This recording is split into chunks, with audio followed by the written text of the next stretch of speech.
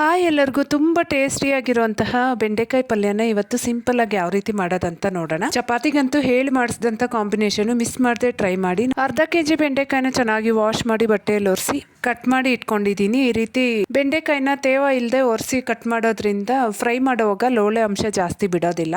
ಬಾಣಲೆಯಲ್ಲಿ 1-2 spoon ಎಣ್ಣೆ ಹಾಕ್ಕೊಂಡು ಈ ರೀತಿ ಚೆನ್ನಾಗಿ ಮೀಡಿಯಂ ಫ್ಲೇಮಲ್ಲೇ ಫ್ರೈ ಮಾಡಿ ಇಟ್ಕೊಂಡಿದ್ದೀನಿ. ಈಗ ಅದೇ ಬಾಣಲಿಗೆ 2-3 ಸ್ಪೂನ್ ಎಣ್ಣೆ, ಸಾಸಿವೆ, ಕರಿಬೇವು, ಹಾಗೆ 4-5 ಎಸಳು ಬೆಳ್ಳುಳ್ಳಿ, ಹಾಗೆ ಅರ್ಧ ಇಂಚು ಶುಂಠಿನ ಹಾಕಿ ಫ್ರೈ ಮಾಡ್ಕೊಂಡಾದ್ಮೇಲೆ ಒಂದು ದೊಡ್ಡ ಈರುಳ್ಳಿನ ಸಣ್ಣದಾಗಿ ಹೆಚ್ಕೊಂಡು ಹಾಕ್ಕೊಂಡು ಟ್ರಾನ್ಸ್ಪರೆಂಟ್ ಆಗೋವರೆಗೂ ಫ್ರೈ ಮಾಡ್ಕೊಂಡಾದ್ಮೇಲೆ ಫ್ರೈ ಮಾಡಿ ಇಟ್ಕೊಂಡಿರೋ ಬೆಂಡೆಕಾಯಿನ ಸಹ ಹಾಕಿ 1 ನಿಮಿಷ ಫ್ರೈ ಮಾಡಿ 2 ದೊಡ್ಡ ಸೈಜ್ ಟೊಮೆಟೊನ ಸಣ್ಣದಾಗಿ ಕಟ್ ಮಾಡಿ ಹಾಕ್ಕೊಂಡು ರುಚಿಗೆ ಬೇಕಾಗಿರೋಷ್ಟು ಉಪ್ಪು, 1/4 ಸ್ಪೂನ್ ಅರಿಶಿನ, ಅರ್ಧ ಸ್ಪೂನ್ ಧನಿಯಾ ಪುಡಿ, ಹಾಗೆ 1 ಸ್ಪೂನ್ ಅಷ್ಟು ಅಚ್ಚಕಾರದ ಪುಡಿ ಸಹ ಹಾಕ್ಕೊಂಡು ಚೆನ್ನಾಗಿ ಮಿಕ್ಸ್ ಮಾಡಿ ಟೊಮೆಟೊ ಸಾಫ್ಟ್ ಆಗೋವರೆಗೂ ಮಧ್ಯದಲ್ಲಿ ಒಂದೊಂದ್ಸರಿ ಮಿಕ್ಸ್ ಮಾಡ್ಕೊತ ಫ್ರೈ ಮಾಡ್ಕೊಂಡ್ರೆ ಪಲ್ಯ ರೆಡಿ.